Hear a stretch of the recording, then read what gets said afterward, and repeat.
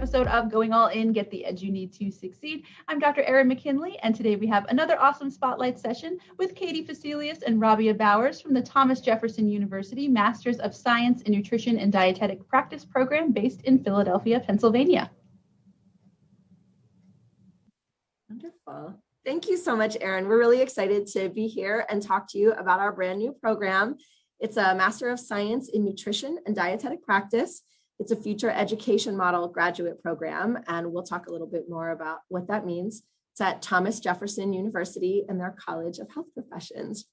And I'm Kati Fosselius. I'm the director of the program, here with our program coordinator, Rabiya Bowman, and we're gonna tell you a little bit more about ourselves, but just to let your audience know what we're planning to cover today, we're both gonna share a little bit about our backgrounds, and as I know you always like to ask about, tell you a little bit about how we got to this place in our careers. Then we'll go over the program description, some of the highlights that we think make us unique, and we'll talk a little bit about admissions and some of those logistics that students might be interested in and where they can go for more information. Does that sound good? All right, so as I already mentioned, my name is Kati Fosselius. I am the director of the program here. We are brand new as we are recording this session, so I should mention that our program just got accredited in May of 2021. And yes, we are accepting applications for this coming fall. So we'll talk a little bit more about that, but I just want to say how thrilled I am to be part of this program. In just summarizing a bit about how I got here, you can kind of see from my career path that I have always been an educator. That has really guided my path. I went to school with the intention of teaching, and I did teach math for a couple of years in a public school in Phoenix, Arizona. Then from there, I went into working on sort of the other side of education. And clearly I have found a pattern here, but working as an administrator in education, I worked for an agency called Teach for America, might be familiar to some of your audience members. It's a national organization. A lot of people relate it to the Peace Corps, but in the States, but it is a 2-year teaching commitment. And that's actually how I got into the classroom. But then I went to work for their Bay Area office, supporting brand new teachers and helping them to be successful. And I loved that work. You can see I've kind of bounced back and forth between being directly in front of students and now lucky enough to get to do that as well as the administrative side. I worked as a middle school coordinator for another federally funded program called Educational Talent Search at Mills College in Oakland, California. So I stayed out in the Bay Area and I got to work directly with middle school students who had the potential to be the first generation in their family to go to college and helping them to prepare to be successful in achieving that goal. I loved the work, but really realized that I wanted to do work where I could still be an educator, but also work with students on what felt to me as a more fundamental level, helping them to be successful in the classroom and achieving other dreams that they have by ensuring that their basic needs were met. Through my time in the classroom in Phoenix and in Oakland, I encountered a lot of students. I worked primarily with middle schoolers, a lot of students who struggled in terms of their eating in lots of different ways. I would see kids skipping lunch, and then coming to my classroom after school with their pop and hot chips, as they would call them, and never really, I think, during the school day at least, getting that balanced meal that would really fuel their educational drive. And so I also, frankly, worked with young girls who had body image issues, one who actually was in treatment for an eating disorder during the time that I worked with her. So really wanted to be able to support students where I felt that it could help them the most. And so went back to school to become a dietitian. So glad that I'm in this profession now. And then I worked in public health for several years, loved it, worked a lot with young people, but I also found this educator role in me was calling me to do that as a more full-time aspect of my work. And so at first I was adjuncting while working in public health.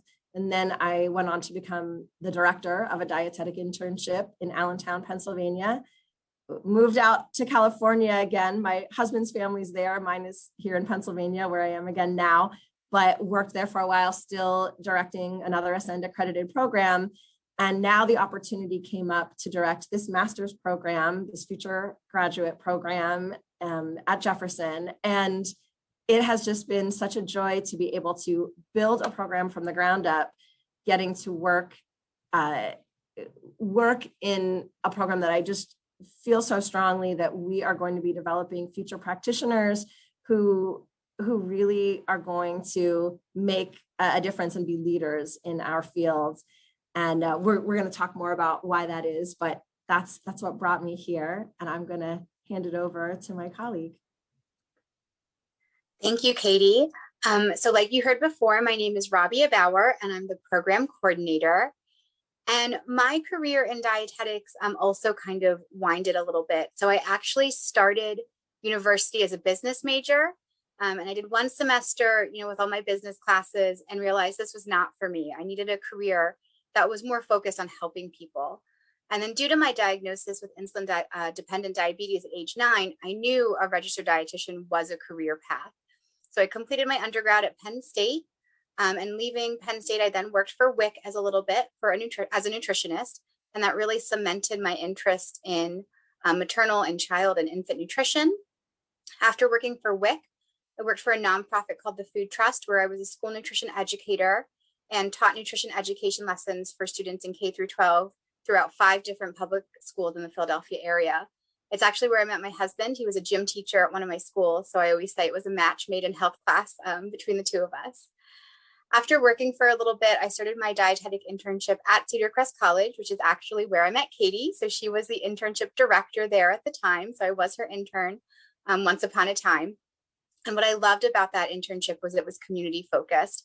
And you'll see through the rest of my career, I've really had an emphasis on community nutrition. After my internship, I accepted a position as an in-store nutritionist for a conventional grocer. So I had 2 suburban locations, 2 grocery stores that I was managing their health and wellness initiatives, doing some nutrition counseling, doing some cooking classes, offering nutrition store tours, and really just working with the communities that shopped at those stores. I also began adjunct instructing. So I taught an intro to nutrition course at a small junior college, which I've done up until very recently. In 2018, my position changed and I was promoted up to a retail nutrition manager.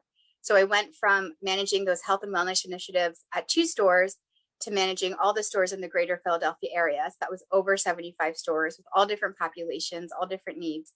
But it was really fun. And I really got to focus on nutrition education, nutrition communication, using some of those marketing skills. So wanting to be a business major kind of came full circle. And I learned a ton about marketing as I was talking to different communities and different stakeholders about why they should listen and participate in our health and wellness initiatives. While I was there, I also began managing our internship program internally. So we took on dietetic interns from a variety of different programs. And I was tasked with, keeping them organized, making sure they were meeting their competencies. So when this position at Thomas Jefferson University became available, it really felt like a natural fit. I was already teaching a little bit and loved working with students. I was managing our internship program for the retailer I was working at. And the rest, they say, is history. So starting in 2021, earlier this year, I signed on to be the program coordinator. And I'm so excited to tell you more about the details of our program. All right, so I will go ahead and get us started just to give you, I guess, a sense of the flavor of our program a little bit. We wanted to share our program goals. I'm not going to read them out to you, but just pointing out a few themes that you are going to hear again as we go through more of the details about the program. Interdisciplinary teams, social justice advocacy is a big one, and sustainability. And you'll see here that when we use that word, we are talking social, professional, and environmental sustainability. So these are themes that run throughout our curriculum. You'll find them in our mission statements, our goals, obviously here, and they really drive all of our plans in the program. And again, we'll kind of get into the nitty gritty, but first I wanted to zoom out a little bit and just make sure everyone has a full understanding of what our program does. Future graduate programs like ours are still relatively new over the last several years. And so just to make sure we're all kind of speaking the same language, our program graduates will earn their master's degree. They will be eligible to sit for the registration exam and become a registered dietitian nutritionist. And during their time in the program, they will be completing both didactic coursework and also supervised experiential learning rotations. So basically the components in the classroom, as well as the components out in the fields where they are working with experienced nutrition professionals to guide them through their hands-on learning. And something else that is not on the slide, but I just wanted to mention about future graduate programs, these are all founded in competency-based education.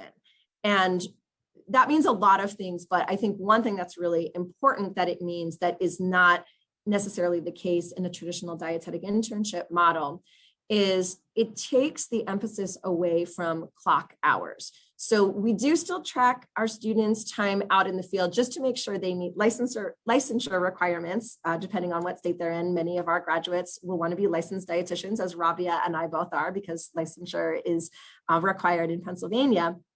But aside from that, we really kind of decouple the counting hours piece from the rotations and really focus on what are the students coming away with at the end of each of their rotations. And in our program, our students will get to choose as they go along each semester where they want to complete their different rotations for the next upcoming semester. And we're going to really be basing that on their strengths, their professional goals, and the settings that are most appropriate to achieve those and utilize those.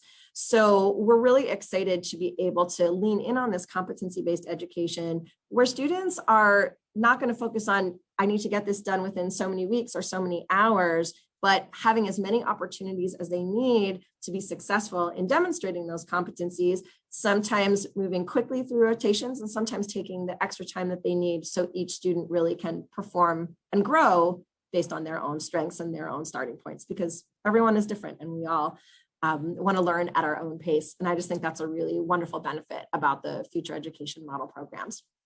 I'll also just mention, so our program is 5 semesters long. However, students who enter our program as DPD graduates can bypass up to 15 credits and an entire semester. So for students who already have their verification statements, they can get through the program in about 1.5 years, which is, we think, a really big benefit. That does include summer semesters, so I just want to mention that. The program format is fully on site in Philadelphia, which of course is a wonderful place to live and also to learn and get a broad variety of experiences.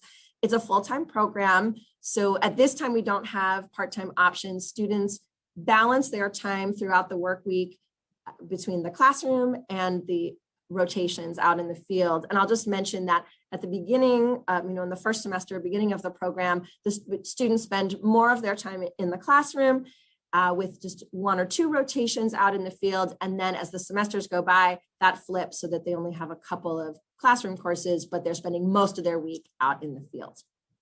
Thanks, Katie. So I'm going to talk a little bit about some of the aspects that we really emphasize in our program. And I know when I was looking at this position, I was so excited that we were going to focus on these. So some of our keystone aspects are social justice, advocacy, and equity, interprofessional practice, which is working with a healthcare team. So we know, registered dietitian nutritionists, especially in hospitals or clinical settings, they're working with a whole team to help benefit the patient or the client. Katie mentioned this earlier, but sustainability is one of our keystone aspects as well. And that's not just environmental sustainability, but also social and professional. So looking at our profession and how to include, how to make sure it's sustainable, how to make sure we're including dietitians and recruiting dietitians that actually reflect the nation and the communities we serve. And then as well as social. So I talked a little bit about that social justice advocacy, and we're going to touch on that again, but social sustainability. We're really looking forward to graduating dietitians who engage in lifelong learning and social justice advocacy. It's really important in our program. We emphasize diverse and inclusive environments as well.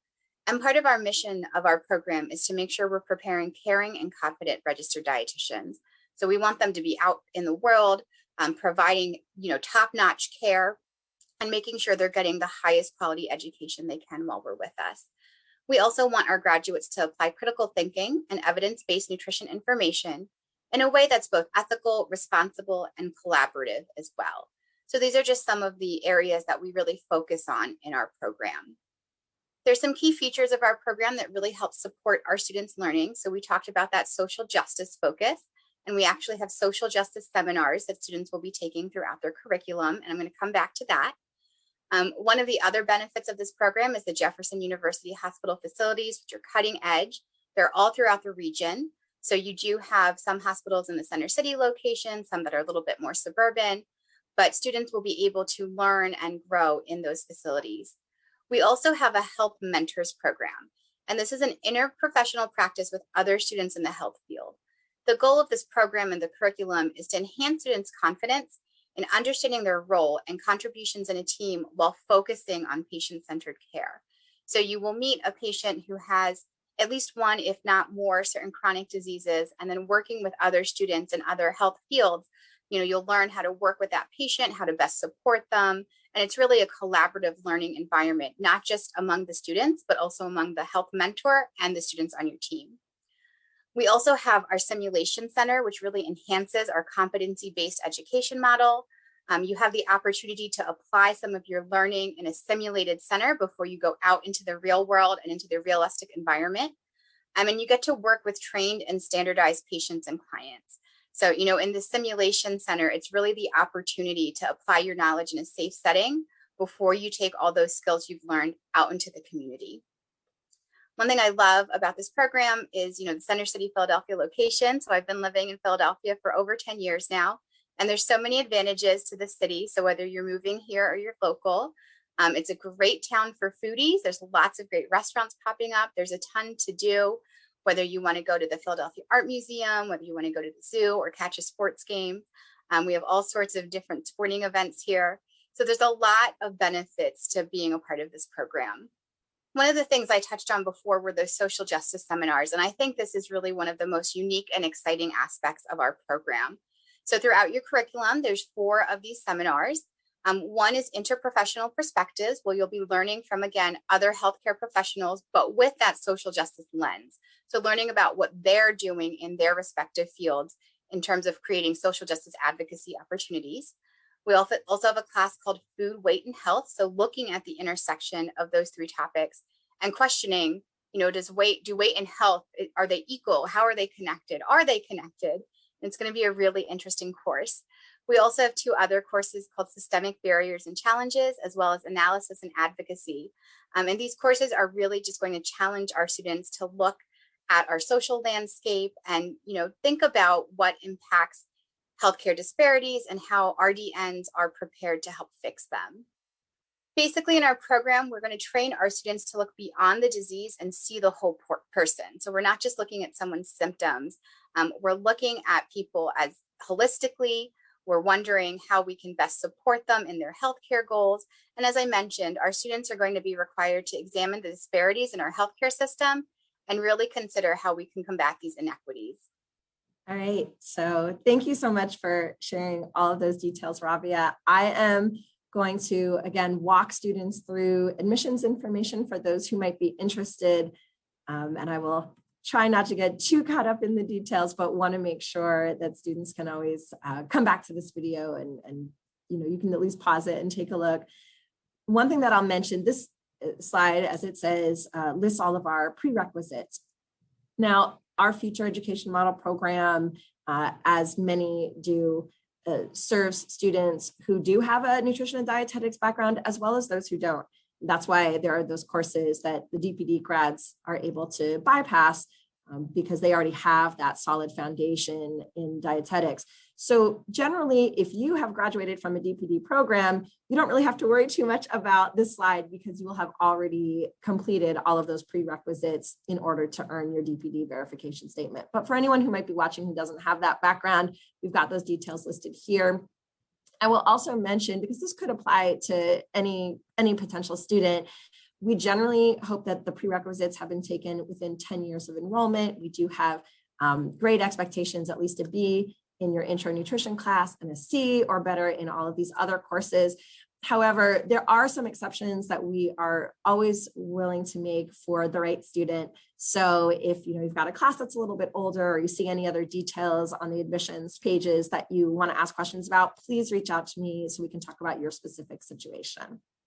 Just in terms of the degree, because it is a master's level degree, students will need to have a bachelor's before they can begin our program. And you can see, again, just a reminder that if you want what we call advanced standing, but it's that bypassing of those foundational 5 courses, then you need to have that DPD verification statement. GPA requirements, you see that we have preferred minimums, both cumulative and then the prereqs are 3.0. Again, we really do look at students holistically. So if your GPA looks a little bit different than this, but you've got great experience or other strengths that you bring to the table, we are not going to toss your application to the side. So please be sure to reach out if you've got questions about whether or not you would be a strong applicant. And I'd be happy to give you my interpretation and talk a little bit more about whether or not it's the right move for you to apply. And then this just kind of gives you the steps and the requirements, all fairly standard. You can check out the applying page. The link is listed here for more of those details. We, of course, we need all of your official transcripts, a personal statement, and you want to make sure that you're following all of the prompts in the application. We do have specific questions that we're asking you to answer, and we are looking to make sure you have addressed those particular prompts and questions there. We're looking for 3 letters of recommendation, and ideally that will include both academic and professional references. So some folks that you worked with in your courses, but also people who know your experience either as a volunteer coordinator or a supervisor of your work. And then of course a resume. And for those of you who do have the DPD verification statement, want to apply for the advanced standing, there's a short document that you'll put together for us. Just contact me if you qualify for that, and I'll give you the directions and what you need to submit, basically your verification statement and just a little bit of information about which courses you took that translate to the courses that you would bypass in our program. In terms of deadlines, I think one of the things that might be of interest to a lot of you is that completed applications to our program are reviewed on a rolling basis. So you could know in the fall that you have been accepted to our program if you are applying early on in the application cycle for the following fall. So just kind of wanted to mention that. There is an interview step that would follow up, but again, you can get your decision, your admissions decision relatively quickly based on when you submit the application. Now, we mentioned before that we are accepting applications for this coming fall. So if you are viewing this in summer of 2021, we are accepting applications until August 1st and would love to hear from you. So please don't hesitate to reach out. We are, as we touched on really briefly, a brand new program, just got our accreditation decision less than a month ago, but it has been in planning for several years already. So we are well prepared with all of the curriculum and the departments that Rabiya mentioned earlier, the Simulation Center, the Center for Interprofessional Practice and Education that runs the Health Mentors program. All of those folks are just so excited to welcome our students onto campus and into their classrooms. This slide just goes over some of the financial pieces. So you can see the tuition and fees are all based per credit. So again, if you're a DPD graduate, you'll want to look at this. The second number listed here, there are 39 total credits in our program. And again, you'll complete the program in 4 semesters, just as a callback there. We do have scholarships available for students in our program. And again, I will just reference, if you're watching this and thinking about applying very soon for the fall, if you are able to submit an application by Friday, June 11th, you get priority consideration for a scholarship. And actually, we just learned as well that they are going to waive the application fee for students who apply by June 11th. So another bonus if you happen to be looking right now. You can also apply for financial aid if you're admitted. You would you would be eligible to apply. And so we've got all that information listed here. Again, you can always go back and take a look at those details, but our financial aid office is very helpful and more than happy to answer questions that you might have. And we will just leave you again here for a moment with that financial aid information and also contact information for our Office of Admissions. If you've got any details about the logistics of applying, they are so helpful and also very enthusiastic about our program and excited to be talking to prospective students. But of course, feel free to reach out to myself or Rabiya. Our information was listed earlier if you've got questions on the programmatic side, so we can tell you more about what we're all about. All right, thank you for that overview. That was awesome. So I'm going to jump right into the 5 questions that I ask all of the programs that come on the podcast. And these questions were originally put together with the help of some of my students here at LSU. So they are definitely questions that students want to know the answers to.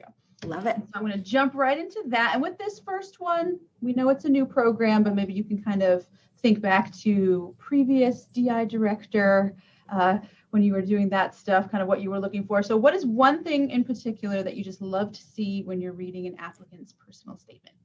Yeah, I'm happy to take this question because, as you said, I've been looking at applications for many years, just not for this particular program. But I can tell you, one of the things that always stands out to me is when students share a really memorable and relevant story about their experiences.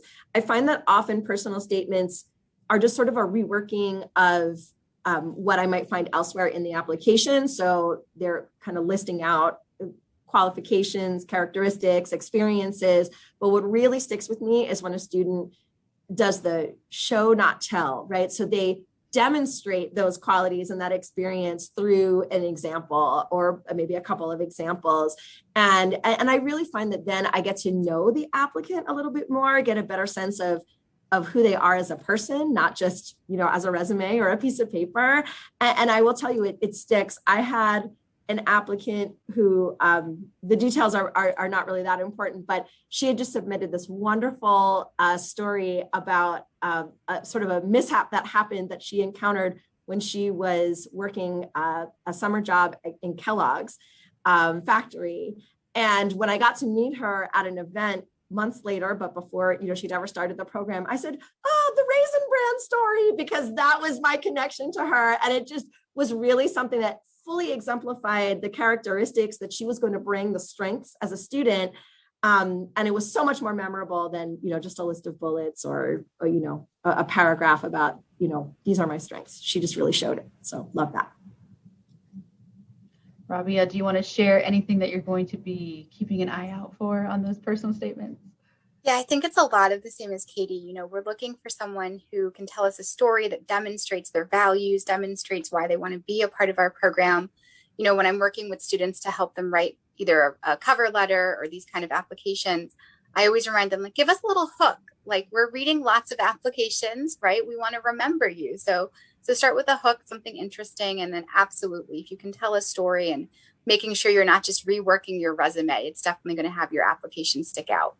All right. So my second question has to do with resumes, because it's usually a pretty common rumor that a resume has to look a certain way or no one's going to look at it or take it seriously. So true or false, an applicant's resume should be 1 page and 1 page only. Either way, why?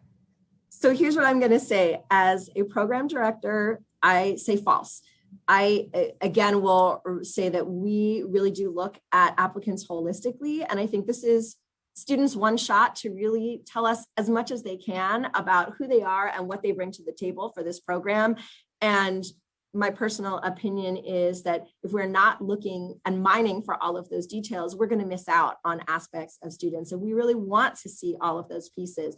Now, if you were asking me as a potential employer for a brand new dietitian, my answer would probably be a little bit different because you're going through HR and they often will brush right past those longer resumes. So that could be a slightly different situation.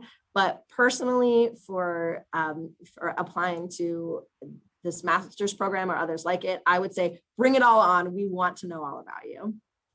Yeah, and I would just add that, hopefully you're looking over all your application materials really carefully, but make sure you have multiple people proofreading your resume. Making sure the white space is there, making sure you're using the correct tenses of verbs. I know a lot of universities do have those services available to students and recent graduates. So make sure you're having a lot of people look at it. The attention to detail is really important on something like a resume.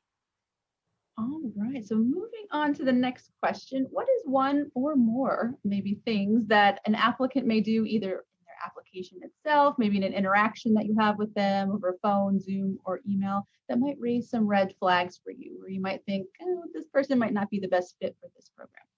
In general, what I would say is I try not to allow one thing to completely finalize my opinion of a prospective applicant. I think it's really important that we recognize we all have our moments where we shine and moments where we struggle. So there are not too many things that I would say, well, this automatically takes someone off the table.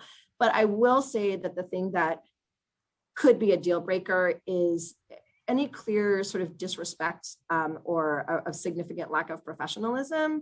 And that could come up really anywhere along the application process. But I will just say I've seen some examples in the interview where, for instance, I had a student that we interviewed on a panel and we all knew about 8 minutes in, because of a inappropriate interaction that came up, that we were not going to consider her. We still finished the interview just to be consistent, but we all kind of exchanged a look. And, I think it's just so important to remember when you're communicating to be mindful of that. But frankly, I suppose what it really comes down to is if you're not a person who is professional and respectful, that will likely show. And that's just not the type of person we're looking for in our program.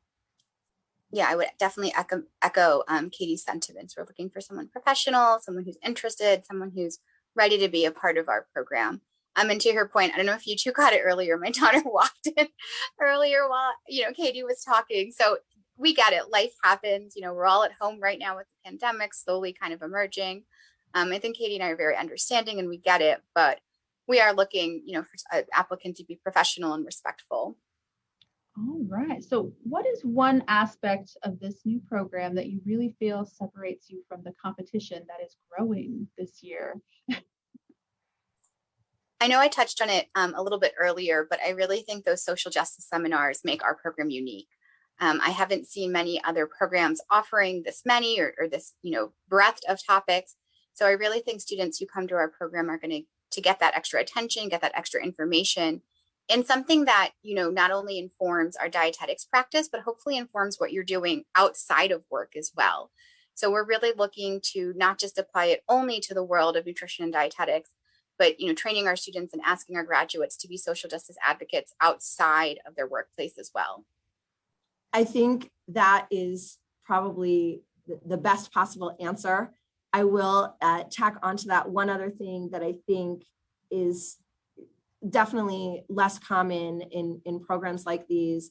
And I'm so grateful that we are able to do it. Although logistically, I know it's challenging, and Rabiya is going to be taking the lead on this. So challenging for her in particular, but we really schedule our students' curriculum, especially their rotations in particular, based on what is best for them. And that is something that I think is relatively unique. A lot of programs kind of have a general schedule and kind of plunk their students into this set of rotations or that, whereas we each semester, as I said, are really going to be looking through the work of the student and the advisor, as well as Rabiya, who's our coordinator for those field experiences, to figure out what setting is most appropriate for the student. Again, where do they want to grow? What is going to help them to achieve their career aspirations? We really want to also not limit our rotations to a setting. So for instance, at a lot of places, your management rotation is essentially a food service management rotation. That's just what that means. But for us, there is a food service experience, but the management rotation could be done in any area of practice. And so we really, and that's just one example, but we really try to tailor the student experience. And again, right now, I know it's all theoretical because we don't have our students yet, but we are very lucky to have such a broad variety of sites and preceptors that we're partnering with, that we're able to really do that and make each experience unique, and really ensure that the students, by the time they finish our program, have gotten out of these rotations what they wanted to, and and that they feel that they've had a hand in designing their experiences. All right, perfect. Well, my last question of the 5 is a 2-part question. And the first part is, what would be the 3 best adjectives to describe your program overall? So Erin, I think for this, because Rabiya and I did talk a little bit before, so I can probably answer the first part of the 2-part, and then I'll toss it over to her. I'm sure we could both come up with lots of adjectives, but we also want to try to be somewhat concise for you. But I think, the first thing I would say is that our program is definitely dynamic. Part of that is what we just described. It's changing based on the needs of each student. And frankly, through my experience as a dietetic internship director, I can tell you often when students get into supervised practice, they have a fairly strong idea about where they want to be when they graduate. That's not always the case, but often it is. But then as they get into their rotations, they learn new things about themselves, about the profession, about the different populations they can work with, and their interests begin to change. And so I think it's one of the wonderful things about a program like ours is that it allows for that. The students can shift their sights a little bit as they go. I mean, sort of their aspirational sites, but also their rotation sites, and shift their thinking. And so I think that's definitely one aspect of why I would say it's dynamic. And frankly, also, there are just so many components, to our program. Of course, we've got sort of those core dietetics courses. We've got the social justice seminars. We've got these very unique rotation opportunities. So we're just excited to be able to respond to what's current in the field and for each group of students that we have with us. So that's my first one. Also, I would say we're definitely a forward-thinking program. We are so thrilled to be one of still a relatively small number of future education model graduate programs that is allowing us to serve as a demonstration or essentially a pilot program for other potential dietetics education programs in the future. Jefferson says that they are always driven toward purposeful change. And I think that our program really reflects that. We're not just kind of leaping into the future casually. We really have a clear sense of where we want to see our profession go, how we want to support our students in their own success, but also making a difference in the profession. And so I think that is really, really central to who we are. And I guess that phrasing leads me to my last word that I wanted to share, which is authentic. I think that you can hopefully tell from what Rabiya and I have already shared that we're both very passionate about this field. We're very passionate about making a difference in dietetics, and hopefully kind of leading the way toward what we want to see this profession be. And so we are really living our values as professionals through the work and the teaching that we do in this program. One example that we were talking about earlier, she and I, is that part of our orientation for our students has a volunteer component. So as a cohort, our students and we are going to be volunteering for one of the community agencies where students can also complete rotations. So, again, I think that if you talk to us, even probably just watching this, but if you connect with us one-on-one, you'll see what you see is what you get. The way that we communicate, the way we talk about how we approach education and dietetics really gives you a sense of what you would experience being in our program. And so I think all of those are kind of relevant to that idea that I think authentic is another word that describes us well. All right, so is it my understanding that Rabiya is going to take part 2? All right, so for those at home, the question is the 3 adjectives to describe the ideal applicant for this program. Yeah, so Katie and I spent a lot of time thinking about this. And one of those words that was both the program and the applicant that we was going to describe them is the word authentic. So we are looking for someone who lives their values. And I think if you think about the application process where you get to tell a story, we want to see that authentic story, that authentic experience. Our ideal applicants are also change makers. So, we've talked a little bit about how dietetics, nutrition, this career, this field, it's time for some serious changes. And we want our students and our graduates to either have that experience or be committed to it, ready to learn, ready to engage, ready to do the work and really make a difference. Our ideal applicants are also curious.